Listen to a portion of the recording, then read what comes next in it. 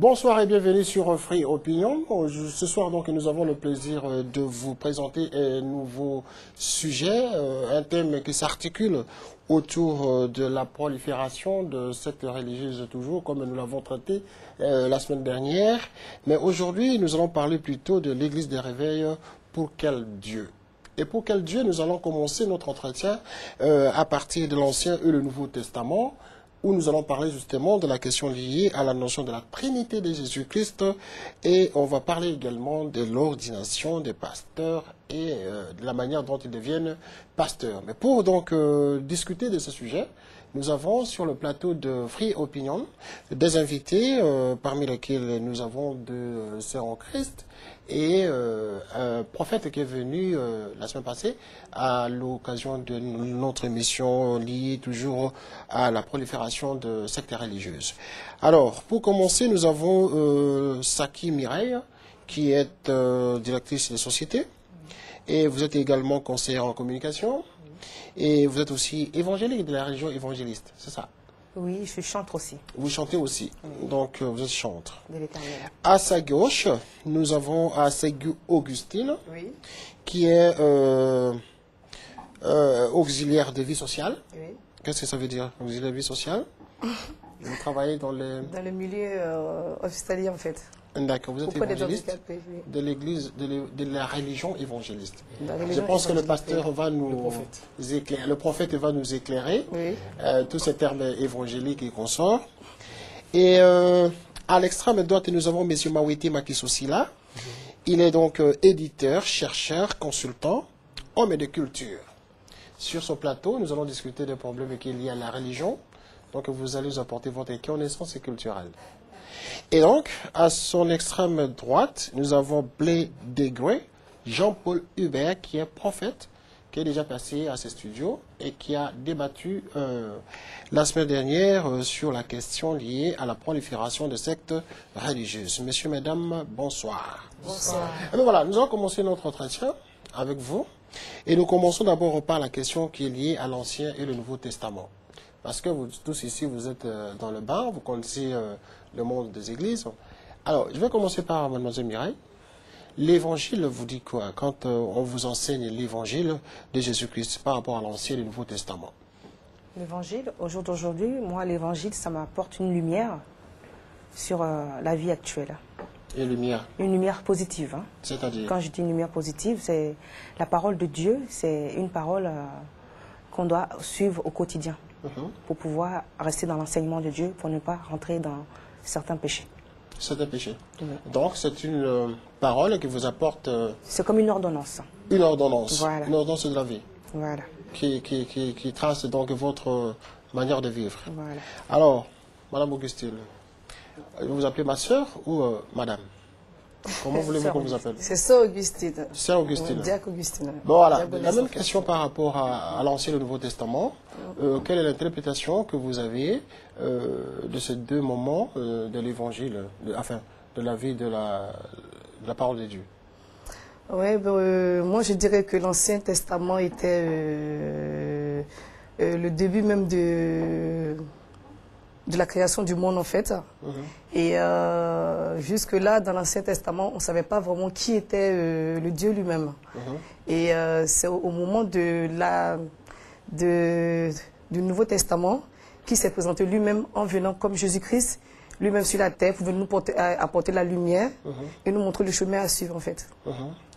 Donc Jésus-Christ est venu sur la terre par rapport au Nouveau Testament. Exactement. Alors pour mieux éclairer la question, je vais revenir au prophète. Qui va plus nous donner, parce que lui, il est prophète, il a reçu la vision. Parce que je sais que lors de la précédente émission, vous avez expliqué que vous avez reçu une certaine vision de Dieu. Alors, par rapport à l'Ancien Testament ou par rapport au Nouveau Testament, avez-vous reçu cette vision? Bonsoir. Et qu'est-ce qu'il en est de la différence entre les deux? L'Ancien et le Nouveau Testament. L'Ancien Testament permet de connaître le départ de ce que Dieu a créé. Il a créé l'univers, le ciel et la terre, et tout ce qui l'environne, les humains, et le monde vivant, animalier et tout. Et l'Ancien Testament, on peut le symboliser que par rapport au péché. on prend un repère comme péché pour bien expliquer la différence entre l'Ancien et le Nouveau Testament.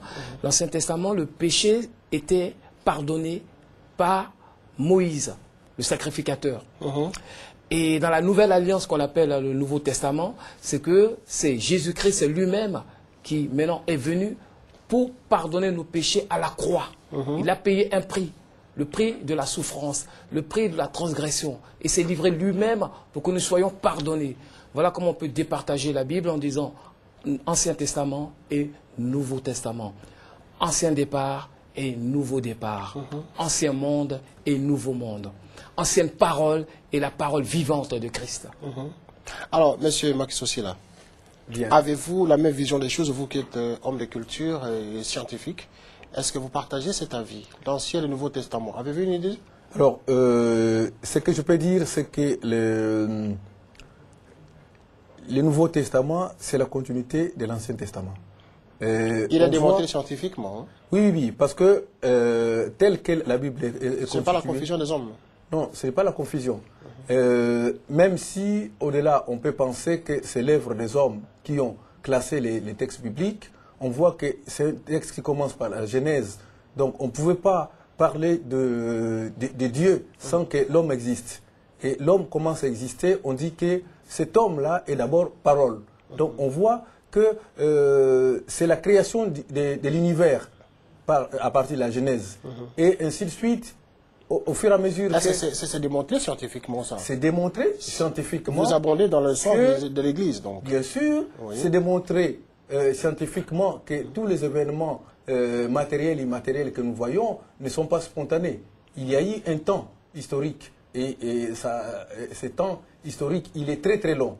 Donc, nous savons par les cosmogonistes, c'est-à-dire que la façon dont les mythes créateurs de l'univers, qu'il y a eu un début. Par exemple, Dieu dit que la lumière soit et la lumière fut.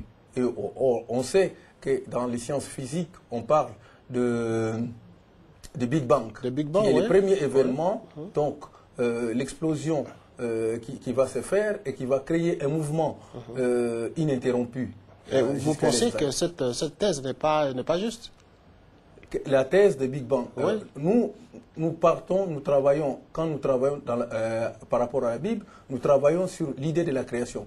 Parce qu'il y a deux thèses qui s'opposent.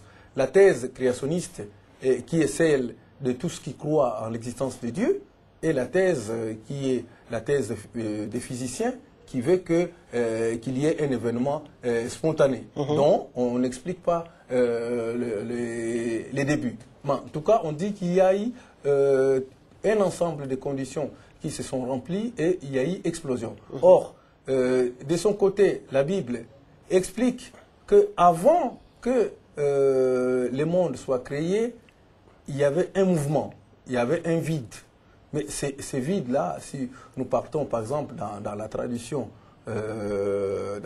africaine, on dit pas voilà, ça les vides. Mais ces vides-là étaient quelque chose. Ce n'était pas un vide où il y a absence de quelque chose. Donc le vide a été significatif quand même. Oui, c'est un vide qui a une signification. La preuve, c'est que l'univers lui-même est dans l'essence d'un zéro. Et puis, il va avoir les problèmes de la lumière qui commence par les ténèbres, mais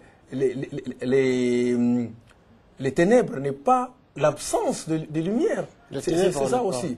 Donc, l'Ancien Testament met en place tous les systèmes explicatifs de la création du monde, de la création donc, de l'homme, et puis de toutes les transformations que l'univers va connaître. Mais avec l'univers qui va se transformer, il y a l'homme lui-même, comment l'homme va se transformer. Et en prenant ses responsabilités, l'homme va poser le premier acte qui va être à l'origine du Nouveau Testament. Donc voilà la question du péché. Voilà, la question du péché va être posée au cours du Nouveau Testament. Mais mademoiselle Mireille. De l'Ancien Testament. De l'Ancien Testament. Oui, et la solution va venir avec la solution au péché. Le Nouveau Testament. Oui, va venir avec le Nouveau Testament. Avec Jésus-Christ donc. Oui, avec Jésus, on donne des réponses. C'est-à-dire que comment traiter, comprendre ce que c'est le péché, mais aussi traiter le péché. Parce que l'homme qui est